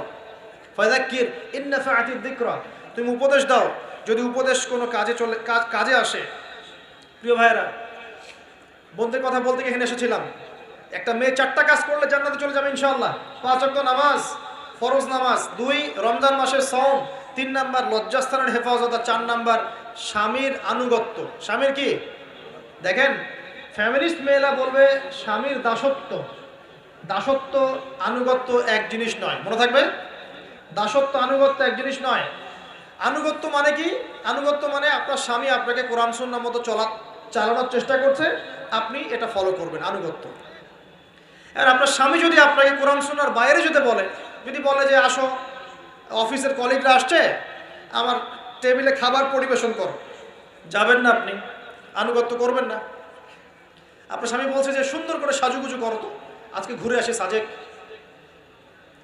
ঠিক আছে, বাইকের পিছনে বসে আপনাকে নিয়ে যেতে যাচ্ছে, আপনি যাবেন না, বলবেন যে এরকম সাজুগুজু করে গায়রে মাহরামদের সামনে যাওয়া জায়েজ নাই। আনুগত্য কি? কোরআন সুন্নাহ সমর্থিত কাজে আপনি স্বামীকে ফলো করবেন, আনুগত্য। স্বামী যদি এমন কোন আদেশ করে যে আদেশটা কোরআন সুন্নাহর বাইরে যায়, আপনি এখানে কোনো আনুগত্য নাই। একটা হাদিস আছে, লা তাআতা লি মাখলুক ফি মা'সিয়াতিল খালিক, মানে স্রষ্টার অবাধ্যতায় সৃষ্টির কোনো আনুগত্য নাই। আল্লাহর অবাধ্যতায় সৃষ্টির কোনো আনুগত্য নাই। প্রিয় ভাইয়েরা, একটা আয়াত আমাদের জন্য যথেষ্ট হবে ইনশাআল্লাহ। মুমিন আমরা মুমিন না? আল্লাহ বিশ্বাস করি কি না? ফেরেশতায় বিশ্বাস করি না? নবী রাসূল আসমানি কিতাবে, পরকাল, তাকদীরে বিশ্বাস করি তো? আমরা সবাই ইসলামের বিজয় চাই কি না? আমরা সবাই পরিপূর্ণ মুসলমান হতে চাই কি না? আমরা চাই কি না যে আমাদের সাথে সাথে আমাদের পরিবারটাও জান্নাতে যাক? এবং আমরা চাই কি না যে আমাদের সমাজটাও ইসলামের আলো আলোকিত হোক? চাই কি না? যদি চাই, প্রিয় ভাইয়েরা, আমার 10টা নসিহত। কয়টা? 10টা। জাস্ট 10টা লাইন বলবো, আর আপনাদের ধৈর্য নষ্ট করছে না। 1, জ্ঞান অর্জনের যে কথা বলেছি, জ্ঞান শুধু অর্জন নয়, জ্ঞানের বিপ্লব ঘটাতে হবে। পারবেন ইনশাআল্লাহ? যে যেখানে পড়াশোনা করছেন করেন, কিন্তু ইসলামিক পড়াশোনা বাদ দিয়ে নয়। দিনের জ্ঞান আগে অর্জন করতে হবে, বাল্য বয়সে অর্জন করতে হবে। আল্লাহ তৌফিক দান করুন। 2 নাম্বার, প্রত্যেক দিন কোরআনকে সময় দিবেন। কি করবেন? প্রত্যেক দিন কোরআনকে সময় দিবেন। প্রত্যেক দিন মিনিমাম 1 ঘন্টা করে হলেও কোরআন তেলাওয়াত করার চেষ্টা করেন। পারবেন ইনশাআল্লাহ? 3 নাম্বার, আপনার জীবনটাকে রাসূলুল্লাহ সাল্লাল্লাহু আলাইহি ওয়াসাল্লামের সুন্নাত দিয়ে সাজাতে হবে। প্রত্যেকটা কাজ করার আগে 3 বার চিন্তা করবেন। কয়বার? 3 বার, যে এই কাজটা কিভাবে করলে সুন্নত হবে, কিভাবে করলে সুন্নত হবে না। এই রাত্রে ঘুমাবেন, 3 বার চিন্তা করবেন যে কি কি কাজ করে ঘুমালে পরে ঘুমটা সুন্নত হবে, নেকি হবে। ওযু করবেন, সূরা ফালাক নাস ইখলাস পড়বেন, আয়াতুল কুরসি পড়বেন, সূরা বাকারার শেষে 2টা আয়াত পড়বেন, 33 বার সুবহানাল্লাহ, 33 বার আলহামদুলিল্লাহ, 34 বার আল্লাহু আকবার পড়বেন। ডান দিকে কাত হবেন, আল্লাহুম্মা বিইসমিকা আমুতু আহইয়া, বাস। যদি 6 ঘন্টা ঘুমিয়ে থাকেন, 6 ঘন্টার প্রত্যেক সেকেন্ডে নেকি পাবেন ইনশাআল্লাহ। এর নাম সুন্নত। প্রতিটা কাজ সুন্নত মাফিক করতে হবে। একটা খালি কথা বলে দেই, নবীজি 1টা সিঁড়ি, 2টা সিঁড়ি, 3টা সিঁড়ি, 3য় সিঁড়িতে দাঁড়িয়ে বলছেন মিম্বরের, আমিন। সাহাবীরা বলছেন, ইয়া রাসূলুল্লাহ, এরকম করে তো আমিন বলতে কখনো শুনি নাই, বিষয়টা কি? নবীজি বলছেন, বিষয়টা হচ্ছে, যখন আমি 3য় সিঁড়িতে ছিলাম, তখন জিবরাইল আলাইহিস সালাম এসে আমাকে বলেছিলেন, ইয়া মুহাম্মদ, হে মুহাম্মদ, আখবিরনি, জিবরাইল আলাইহিস সালাম এসে বলেছেন, হে মুহাম্মদ, ধ্বংস হোক সেই ব্যক্তি যার সামনে আপনার নাম উচ্চারিত হয়েছে, কিন্তু সে আপনার নাম শুনেও দরুদ পড়ে নাই। কে ধ্বংস হোক? যার সামনে নবীর নাম উচ্চারিত হয়েছে কিন্তু সে দরুদ পড়ে নাই, বাস এখান থেকে বোঝেন। এখন কোনো ব্যক্তি যদি রাসূলের নাম শুনে দরুদ না পড়লেই নবীর বদদোয়া পায়, তাহলে যদি সারা জীবন নবীর সুন্নতের খেলাফ চলে, দোয়া পাবে নিশ্চয়ই। কথা বুঝতে পারছেন? শুধু একবার দরুদ পড়ে নাই, নবীর নাম শুনে দরুদ পড়ে নাই ইচ্ছাকৃতভাবে, তাকে নবীজি বলছেন সে ধ্বংস হোক, নবী বলছেন আমিন, মানে বদদোয়া হচ্ছে এটা। তাহলে সারা জীবন যে আমরা দাঁড়িয়ে রাখছি না, টাকনোর নিচে কাপড় পরছি, হ্যাঁ, যে গোফ লম্বা করে একদম শুশুকের মতো রেখে দিয়েছি, কাটছি না, লেবাস ইসলাম না আসছে না, নামাজ পড়ছি না সুন্নাহ মোতাবেক জীবন করছি না, আমাদের কি হবে? আমরা কি নবী সাল্লাল্লাহু আলাইহি ওয়াসাল্লামের সুপারিশ পাবো? কবরে তাকে দেখালে উত্তর দিতে পারবো? পারবো ইনশাআল্লাহ। কখন? যখন আমরা পুরো জীবনটাকে নবীর সুন্নাহ মতো ঢেলে সাজাবো ইনশাআল্লাহ। সূরা আল ইমরানের মধ্যেই আছে, কুল ইন কুনতুম তুহিব্বুনাল্লাহ ফাত্তাবিউনি। আল্লাহ বলছেন, হে নবী বলে দিন, তোমরা যদি আমার ভালোবাসা চাও, আল্লাহকে পেতে চাও, তাহলে নবীকে অনুসরণ করো, আমাকে অনুসরণ করো। আল্লাহ পাক কি করবেন? ইউহিব্বুকুমুল্লাহ, আল্লাহ পাক তোমাদেরকে ভালোবাসবেন। ইয়াগফির লাকুম যুনুবাকুম, আল্লাহ পাক তোমাদের সমস্ত গুনাহ মাফ করে দেবেন ইনশাআল্লাহ। আল্লাহু গফুর রহিম। 3 নাম্বার বলেছি, ভাই নবীর সুন্নাহ মতো জীবন গড়েন। 4, একটা হালাল রিজিক অন্বেষণ করেন, হারামে যাবেন না। ওয়াদা করেন যে না খেয়ে মরে গেলেও হারাম রিজিকে যাবেন না। পারবেন তো ইনশাআল্লাহ? আল্লাহ পাক তৌফিক দান করুন। 5 নাম্বার, পরিবারের আদর্শ হবে জান্নাতি আদর্শ। পরিবারের মধ্যে অনইসলামিক কোনো কালচার ঢুকতে দিবেন না। টিভিটা আছে না পরিবারে, আসার মানে আছে ভেঙে দিবেন। যদিও বা টিভির চেয়ে ডেঞ্জারাস জিনিস এখন আমাদের হাতেই থাকে। টিভি তো তাও মানুষ সবাই একসাথে বসে দেখতো, যে যার মতো দেখতে পারতো না। একটা নাটক সিনেমা দেখলেও সবাই মিলে দেখতে হতো। তো এখন তো ফোন, সবার ঘরে ঘরে একটা পৃথিবী, সবাই ঘরে ঘরে যে যার মতো দেখছে আর কি। টিভি ভেঙে আর কি করবে? বাদ দেন, থাক, টিভি আর ভেঙে কি করবে? আচ্ছা, আর পরিবারে পর্দা থাকতে হবে। ছোটবেলা থেকে সন্তানদেরকে কোরআনের শিক্ষা দেওয়া লাগবে, তালিম থাকতে হবে পরিবারে হালাল রিজিক থাকতে হবে।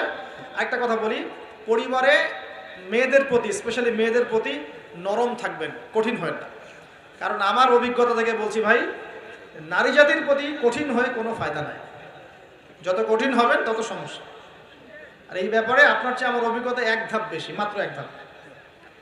আচ্ছা, 5টা। 6 নম্বর হচ্ছে ইসলামিক কিছু ফাউন্ডেশন বা অ্যাসোসিয়েশন গড়ে তোলার চেষ্টা করেন। এদের কাজ হবে ইসলামের সৌন্দর্যগুলো দিয়ে সমাজ সেবা করা। পারা যাবে না? ওই যে হিলফুল ফুজর নবী সাল্লাল্লাহু আলাইহি ওয়াসাল্লাম তৈরি করেছিলেন না?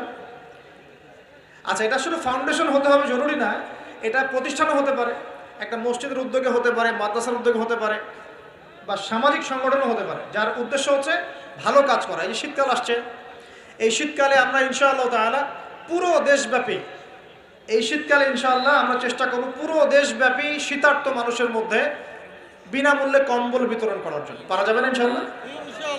সমাজ কল্যাণমূলক কাজ করলে কি হবে জানেন? সমাজের মানুষের কাছে ইসলামের সৌন্দর্য ফুটে উঠবে এবং ওই হাদিসের উপর আমল হবে। যদি আপনি কোনো মুসলিম ভাইয়ের একটা কষ্ট দূর করে দেন, আল্লাহ পাক আপনার একটা কষ্ট দূর করে দেবেন ইনশাআল্লাহ। আপনি যতক্ষণ মুমিন বান্দা মুসলিম ভাইয়ের পাশে থাকবেন, আল্লাহ পাকও আপনার সাহায্যে আপনার পাশে থাকবে ইনশাআল্লাহ।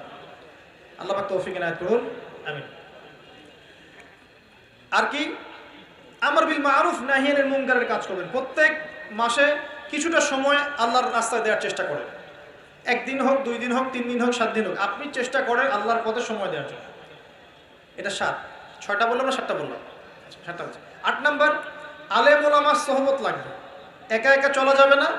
আপনি যে আলেম ওলামাদেরকে হক্কানি মনে করেন, আপনার দৃষ্টিতে তাদের কাছেই আপনি পড়ে থাকেন, কোনো সমস্যা নাই।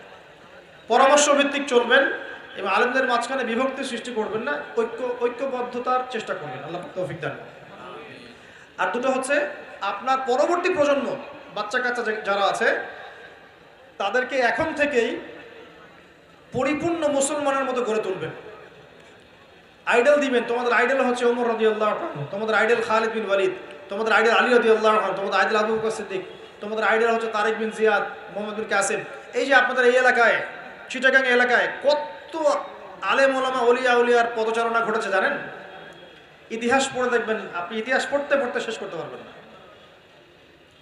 সেই মুঘলদের আগে পর্তুগিজরা, তার আগে আরও মানুষ এসেছে, আরব বণিকরা এসেছে, সুফি দরবেশরা এসেছেন, পীর সাহেবরা এসেছিলেন, বড় বড় আল্লাহর ওলিরা এসেছেন, আসেন নাই? অনেক যুদ্ধ বিগ্রহ জিহাদ হয়েছে এখানে। এমনি এমনি তো ইসলাম পায়নি এই এলাকার মানুষ। ইসলাম এখানে প্রচার করা হয়েছে, প্রতিষ্ঠা করা হয়েছিল। ইবনে বতুতা এখানে এসেছিলেন, হিস্ট্রি পড়ে দেখেন। তো আমাদের পরবর্তী জেনারেশনকে শেখাতে হবে আমাদের শেকড় কোনটা, আমাদের শেকড় ওদেরকে চেনাতে হবে, পারবো না ইনশাল্লাহ? আর সবশেষ কথা হচ্ছে ভাই, যে আমাদের মা বোনদেরকে খাস পর্দায় রাখার চেষ্টা করেন, কোনোভাবেই যেন তাদের ইজ্জত আবরু কেউ সম্ভ্রম নষ্ট করতে না পারে। আল্লাহ পাক আমাদের সবাইকে এই আদর্শগুলো মেনে চলার তৌফিক ইনায়াত করুন, আমিন। أقول قولي هذا أستغفر الله لي ولكم ولسائر المسلمين بارك الله لنا ولكم بالآية الحكيم إنه تعالى جواد كريم بر رؤوف رحيم.